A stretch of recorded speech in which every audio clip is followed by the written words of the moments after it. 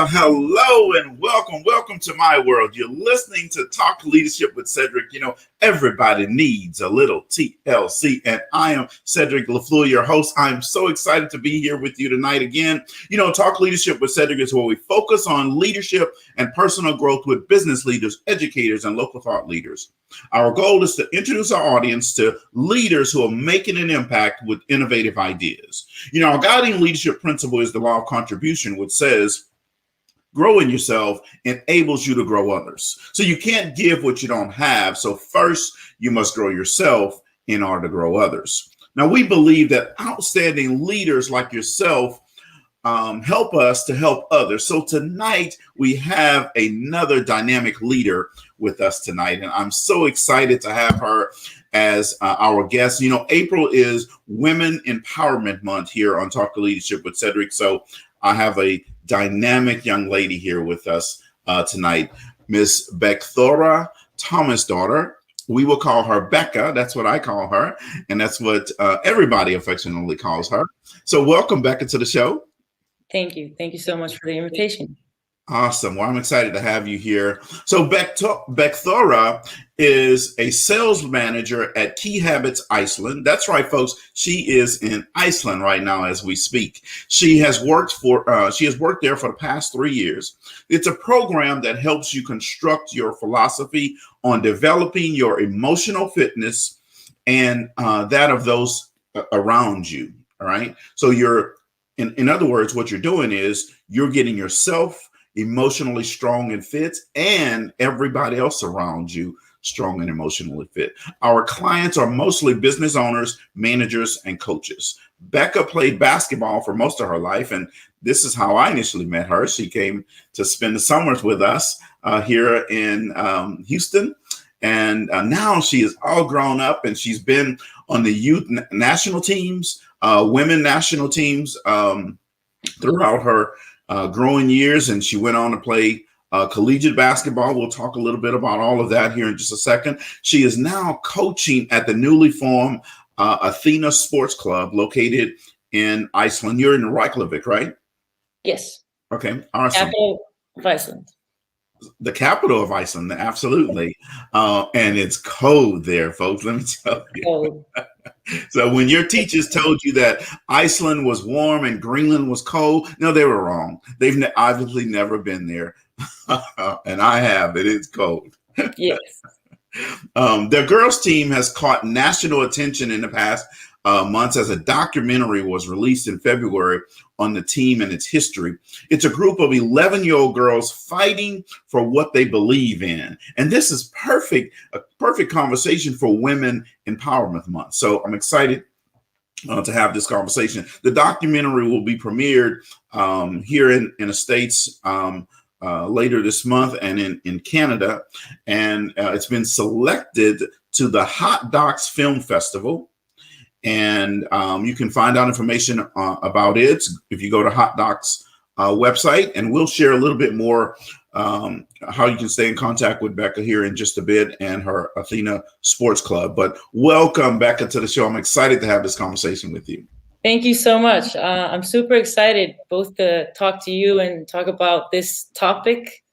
I'm going to have a great time. Awesome.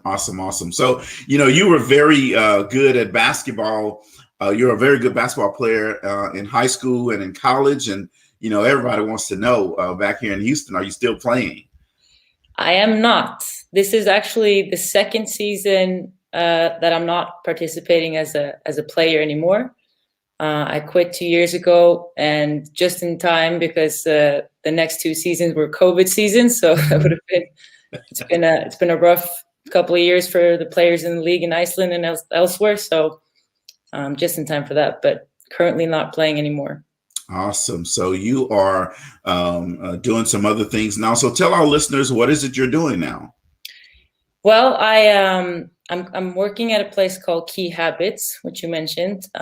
It's a leadership program, and mostly what I do is sales, getting people to sign up for the program, and did the program myself a couple of years back, and then started working there, and just was inspired by the work, inspired by the coach. Brynjar Karl is the founder and coach at the he's the one coaching all the executives, yeah, I was just inspired and needed a lot of this coaching myself. So I joined the team there. And then later that year, I started coaching with Brynjar, also same guy, at a sports club in Iceland, a couple of, a group of young girls. And that basically changed my life, because those are some tough girls, and they have a strong message, and they have a great deal of courage doing what they do. And there's been some controversy around this team. And like you mentioned, there's a documentary that came out early this year. It's basically been the hottest topic in Iceland for the past couple months, which is crazy in itself.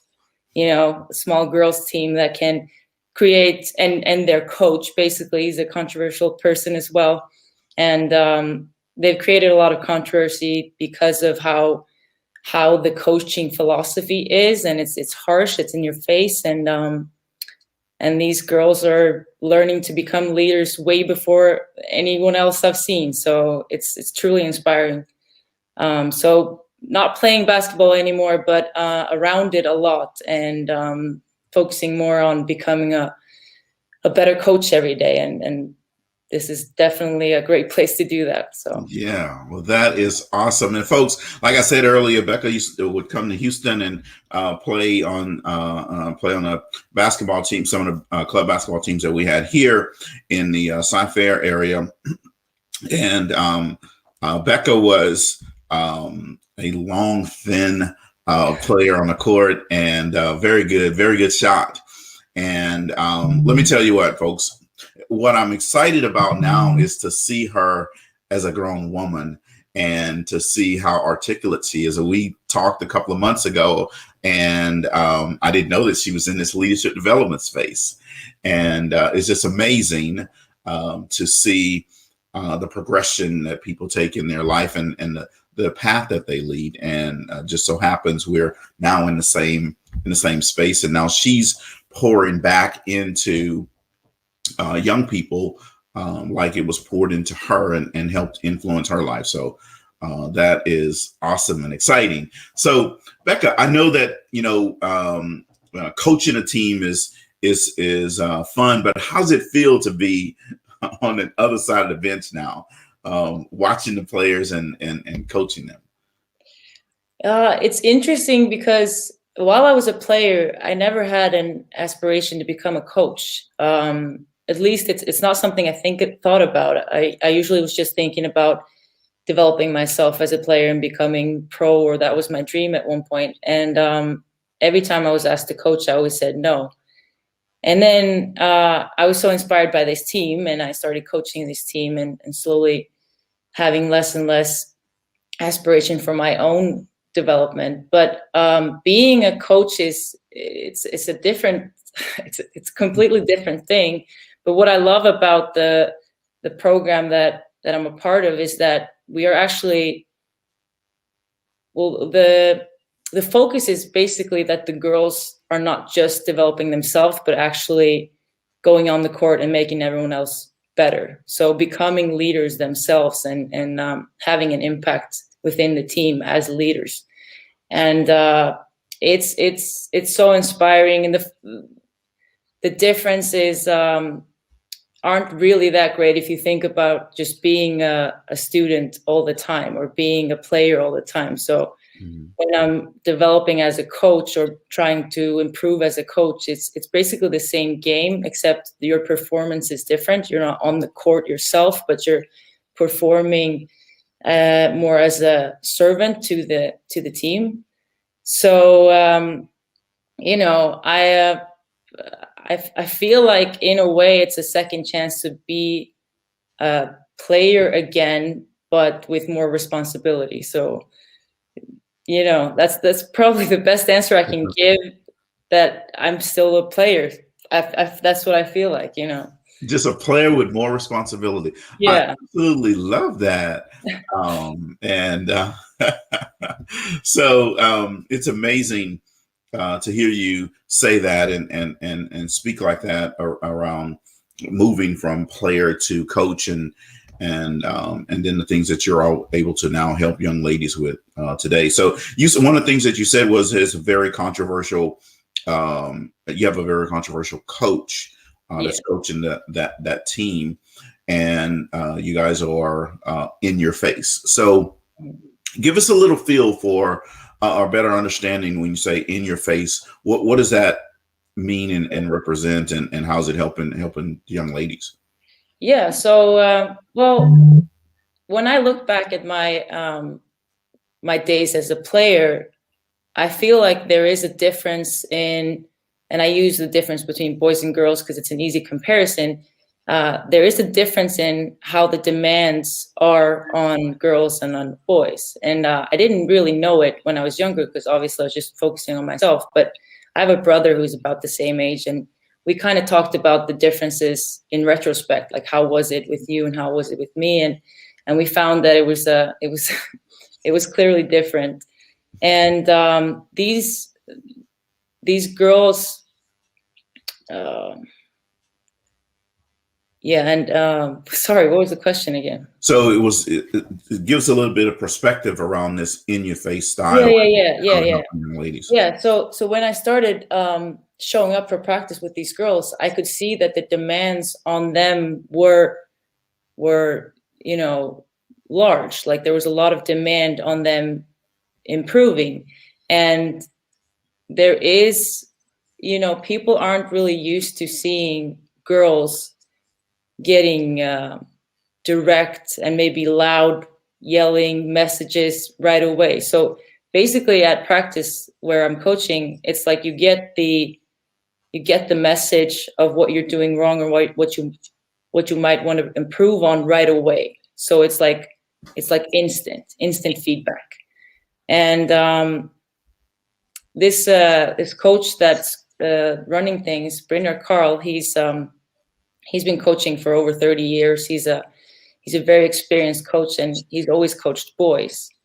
And then he had a little girl when he was when he's younger. He had a girl, and then he started thinking about what she would meet in terms of coaching, and then he started coaching her himself. And basically, it ended up being like kind of a slap in the face for him, realizing that there's a difference in how people coach girls and boys.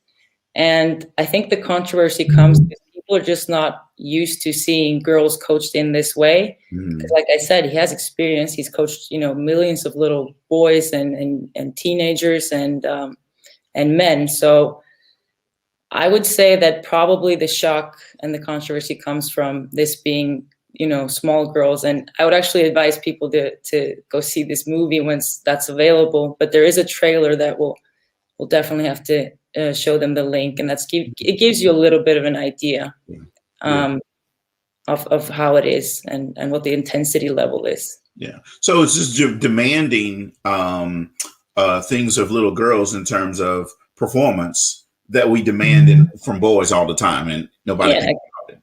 Yeah, exactly. And I didn't, like I said, I didn't really realize this until I got older and was kind of looking back and, what does it look like? What's the difference? And it is pretty clear.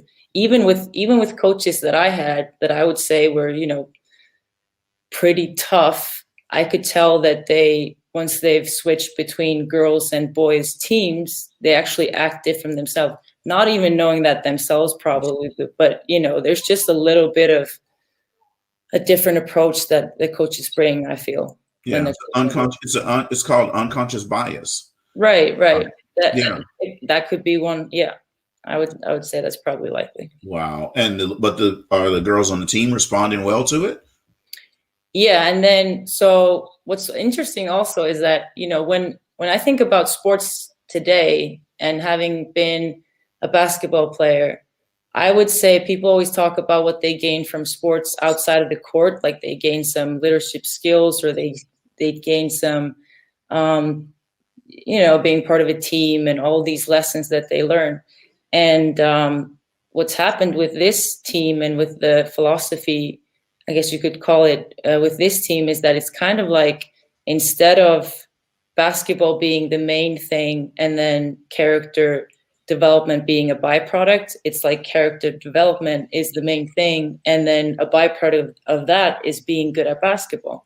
So basketball is just a tool. It's a structure that we can use to improve, certain character skills.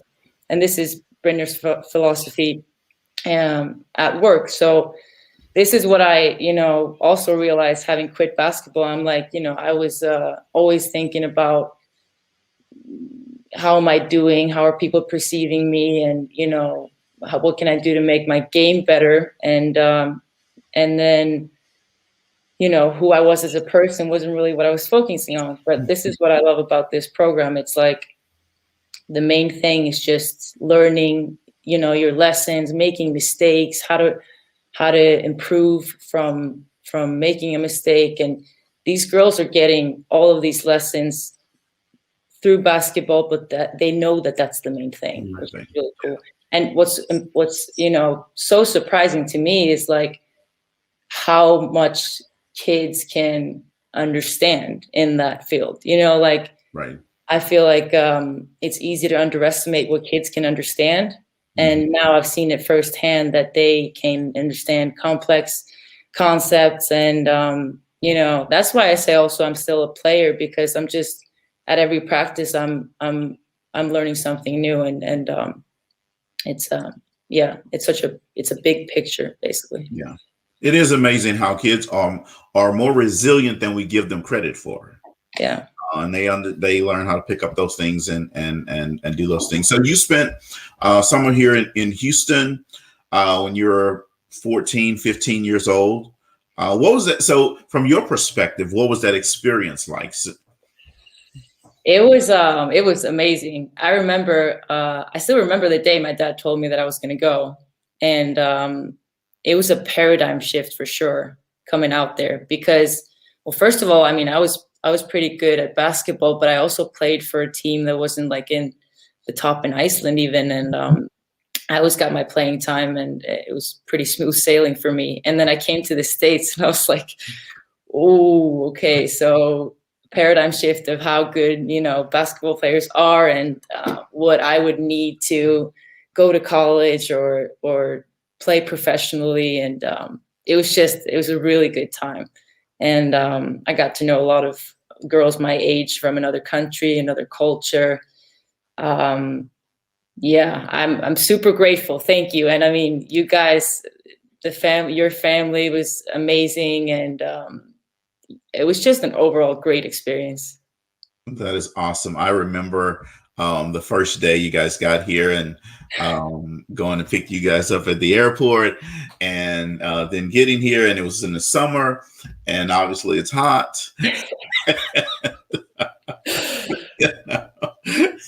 Yeah.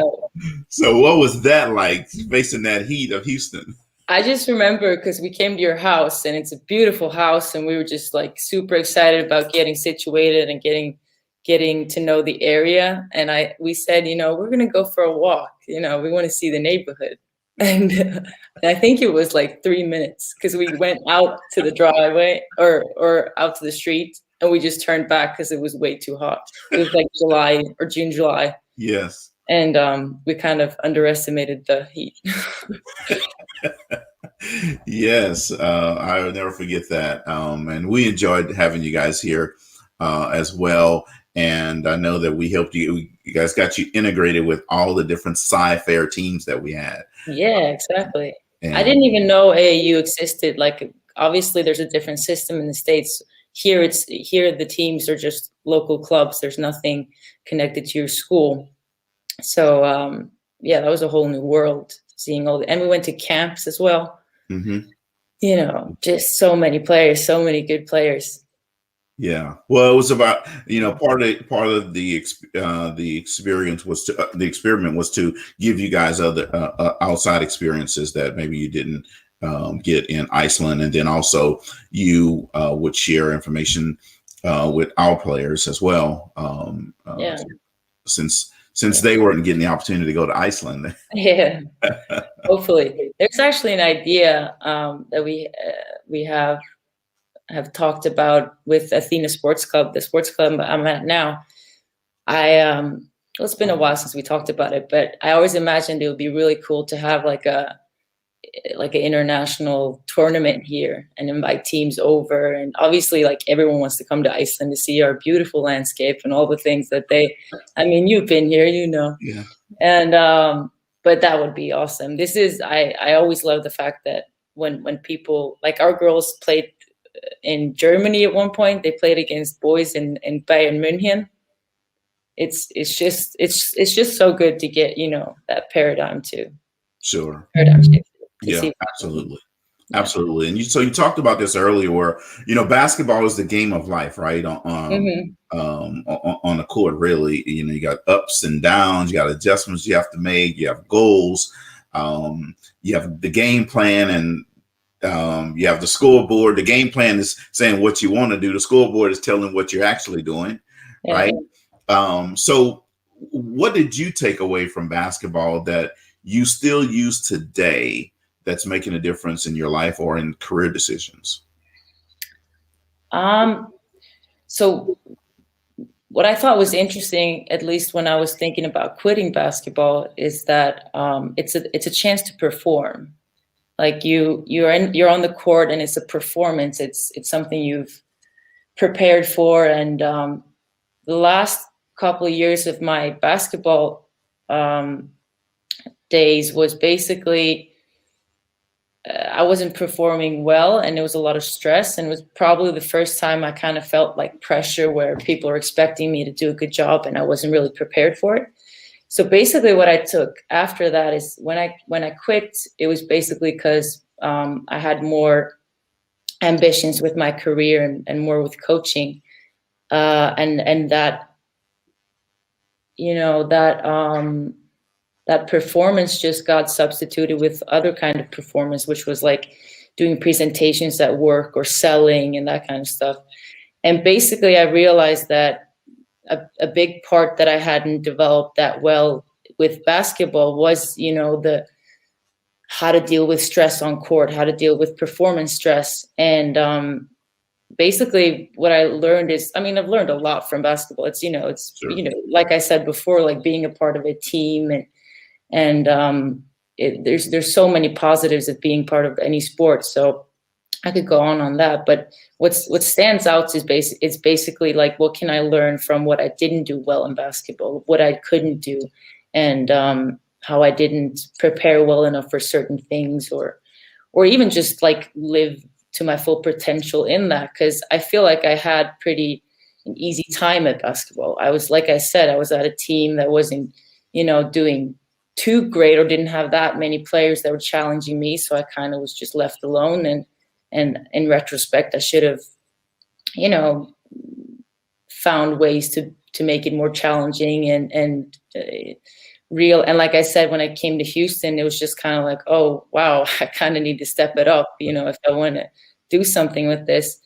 But the pressure wasn't really much on me. So when I am now competing again, but in a different way, I'm performing in another way, I would say that the lessons, having that, having been through that in basketball, I know what it looks like when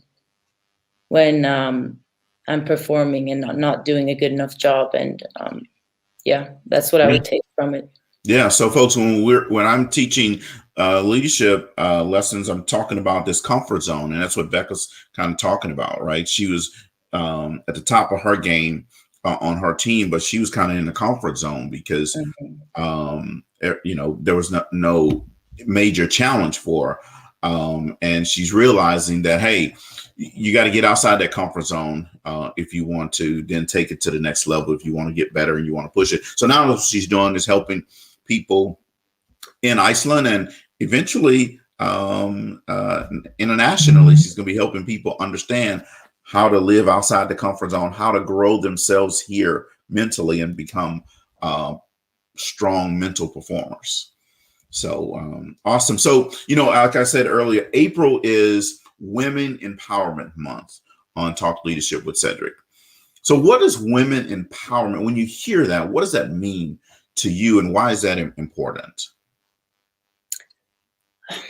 It's a very tough question in a way. I have a little sister. She's 11 years old, and so a lot younger than me. And that's what pops up when I think about that question.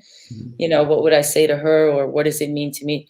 Basically, you know, having this girls team and coaching them, it makes me realize that, at least for me, and what I've learned is, the focus needs to be on the girls. I at least love the fact that in our program, it's always like, what can you do as a person getting stronger? What can you do to be better prepared for all the hardships, or all the things that are going to come your way?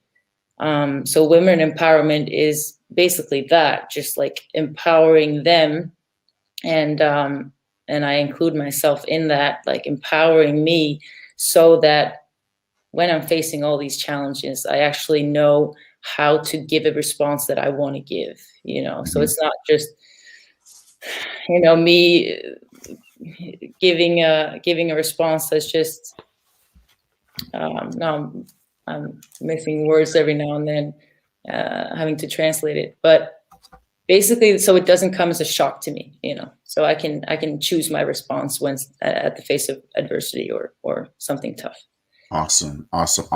So, you know, Becca, we have a segment on here that is called Would You Rather? All right. Wow. And I never tell my guests about it until we're here. Yeah. On purpose, but it's very easy. It's not hard. So, so would you rather have more money or more time?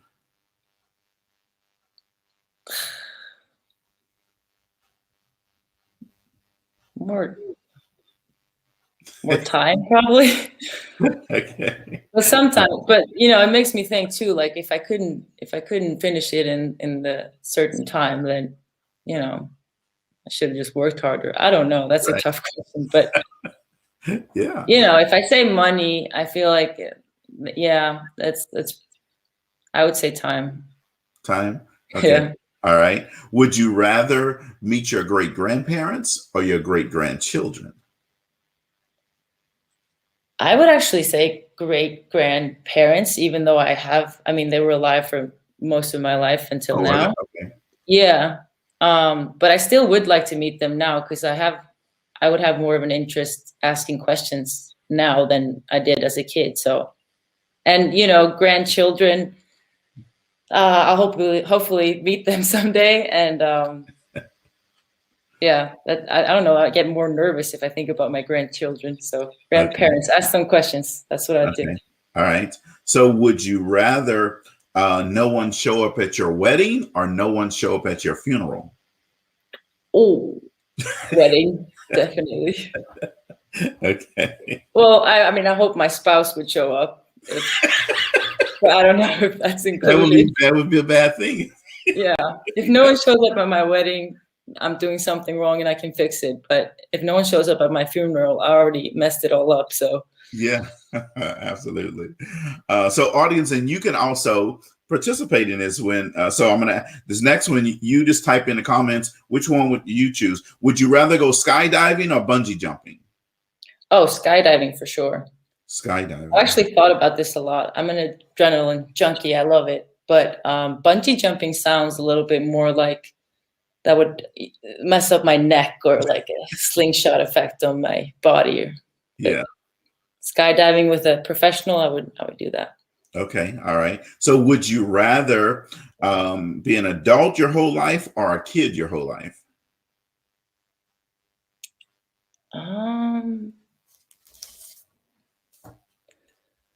Probably an adult, even though it sucks more in a lot of ways. It does, but no, I want, yeah. I would say I want a partner. I want to improve and be more conscious of myself, I would say. All right. Would you rather pick the year that you die or the way that you die? Oh, shit. If I pick the year, will I die in a terrible way? Or I would pick the year. The year? Okay. Yeah, just to. Well, actually, no, because I don't want to know actually when I die. Yeah, I probably picked away just in my sleep or something. Okay. All Or right. yeah, no, not in my sleep because then it would be a shock to my family. I would I would I say think anytime you die is going to be a shock to your family. Like, yeah, but I could well, in my sleep. Yeah, I would well that's not the question. I would no, pick the way the way I die. all right. See, you went way deeper than that question was. Yeah. Would you rather fulfill your biggest wish or resolve your biggest regret? Fulfill my biggest wish. Okay. All right. Last one. Would you rather have $1 million in Amazon gift cards or $100,000 in real money? I'm not really an Amazon shopper, but I would probably wait, 1 million, you said? Yeah. Yeah. I would just say 100,000 in In real real money. money. Okay. All Yeah. right. All right. All right. So, is there an online shopping thing similar to Amazon in Iceland? I'm not really an online shopper. I don't think I've Okay. bought that many things online, but there is a website that they have that I know of that I think sells a lot of stuff, but not nearly. If people want to buy like, Amazon type of things, they would go to those places because they ship anywhere. Yeah. Sure. Yeah. Okay. So, All right. Perfect. Well, thanks for playing that segment of Would yeah, You Rather. that was, that was fun. That was really good. So, leaders come in all different types of strengths and different types with different type of packages with different strengths. What strengths? Give us one or two or three. What strengths do you believe that all leaders need to have? So when I was thinking about this, obviously I go to the people around me that are aspiring, and I would I would say that you have to practice what you preach, because if you're not doing the work, then nobody's gonna want to follow that. So that's a big one. Mm, patience probably would be another one because I've kind of realized now that at Key Habits they're always talking about the pain of discipline or the pain of regret, Yeah. and the pain of discipline is definitely harder. So that's a thing that I think for the people that are successful around me, I'm always surprised. This is, for example, Brynjar, who's my boss and the coach at Athena, is a super patient person, and yeah, I would definitely say that one as well. Okay. Awesome. Awesome. Well, thanks for that. We will add that to our list of leaders' strengths. So, what makes you smile every day when you get up? That's a good question, by the way. Well, my boyfriend, Okay. he does make me smile. Uh, and what's his name? His name is Theodor, which is Theodore. Okay. Awesome. Um, so, we say that growth has to be intentional. The law of intentionality says growth doesn't just happen. You have to be intentional in order for growth to happen. So, what do you do for professional and personal growth? Well, I feel like I'm very lucky because I was very young when I started the Key Habits program. And the reason I started was basically I wanted to improve at basketball, and I considered myself a basketball player. That was what I wanted to do.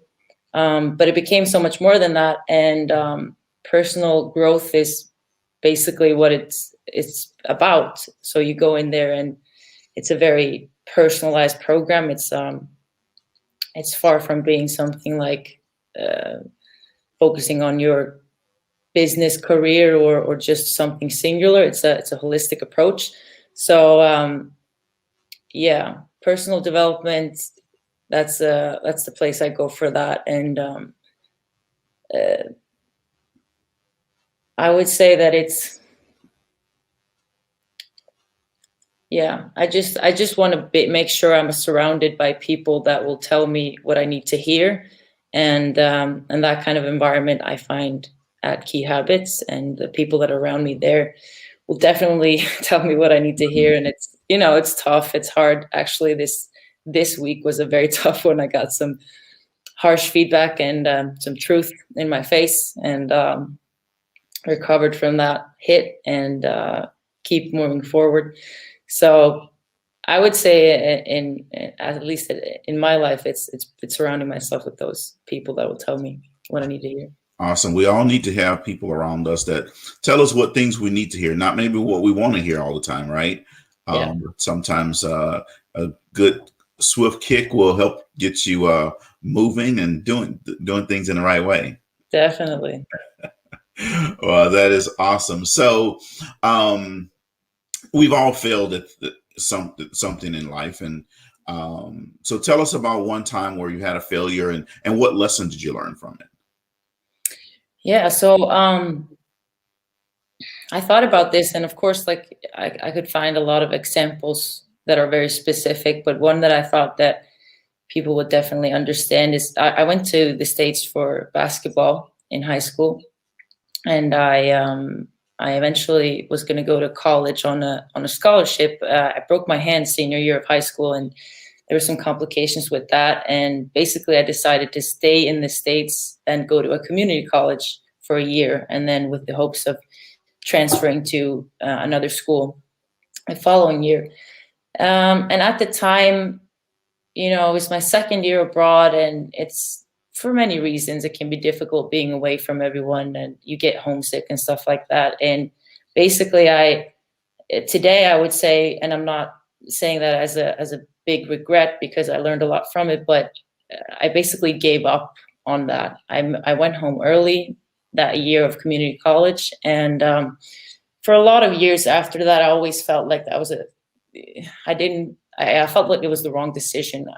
I basically gave up on it, and I should have followed through. And it's like one of those things where whenever I thought about it, I would kind of be like, stop thinking about it. It hurts thinking about the fact that you didn't finish it and that you came home.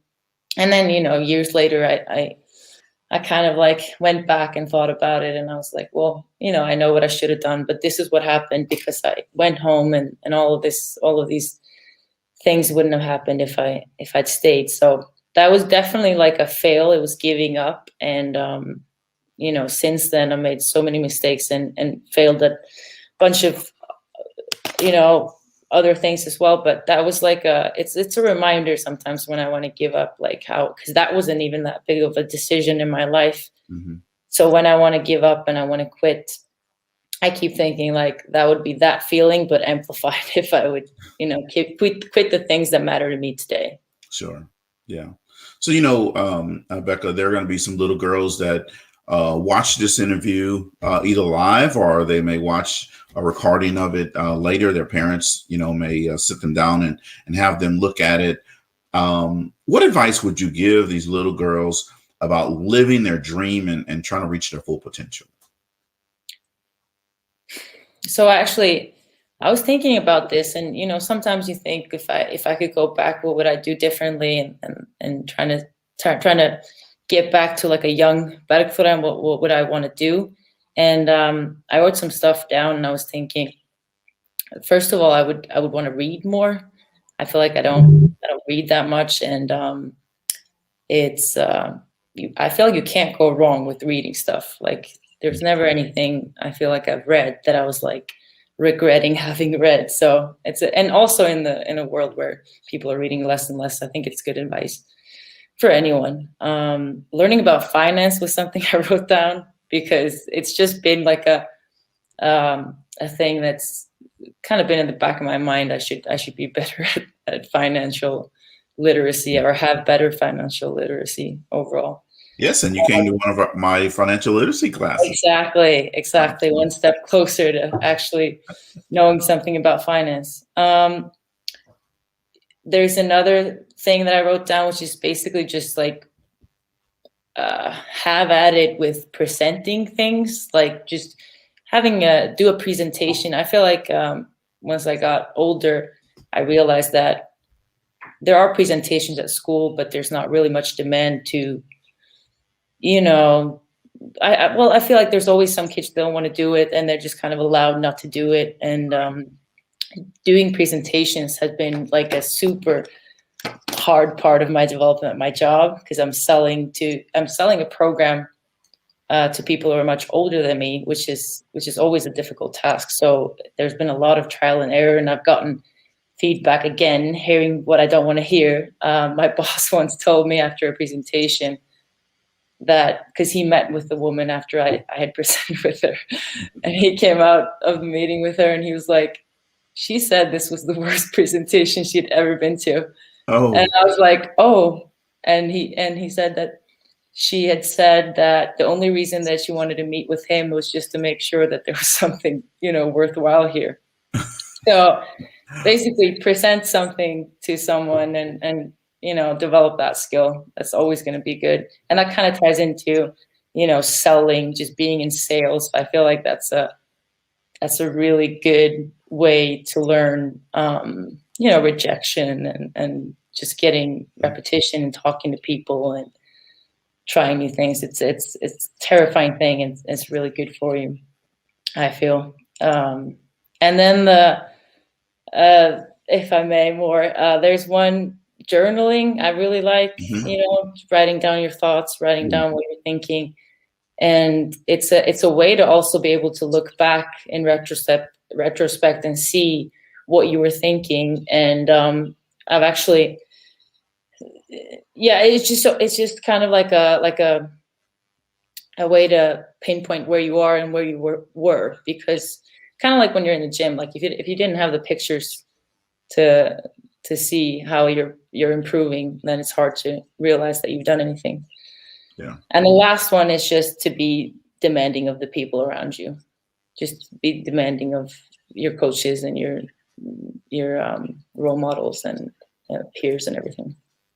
Awesome. I like that. Those pieces of advice. So young ladies, take these things and write them down, and then take some action on them. Right. She's sharing with you wisdom that she's learned in her young years here on this earth. So take those things and use them in your life. So what's next for you in life and in your career? That is a good question. So what I know to be true is that my company, we're always trying to expand. And before COVID, we were actually on our way, and we'd started our program in London. And that's like the next big thing that's going to happen for us, is to open up a shop somewhere else and get the message even further. And that would be, I would want to be a part of that, always trying to figure out where I want to go with that. So we're going to expand, and we've gotten a lot of attention because, a couple of us are in this movie, and my boss and the coach at Athena Sports Club is getting a lot of attention, and we'll get even more once the movie has been premiered in other countries. So specifics, I'm not sure, but there's going to be a lot of challenging ahead. I can already feel this year's the most challenging yet in my life and with the people around me. So, but again, at the same time, being that challenging is because there's so much good coming our way. So it's, super exciting times ahead. Well, that is always awesome. So I have on the screen, you can look up Athena Sports Club on Facebook. And I have that on the screen, but also I have it for Instagram, because I know that the younger folks don't want to get on Facebook. They say it's for the old people, right? So you can find them on Instagram and Twitter and LinkedIn as well. And their Instagram is just Athena Basketball Iceland, right? And you can find them very similar on Twitter and YouTube at Athena Basketball. So how can our listeners get a hold of you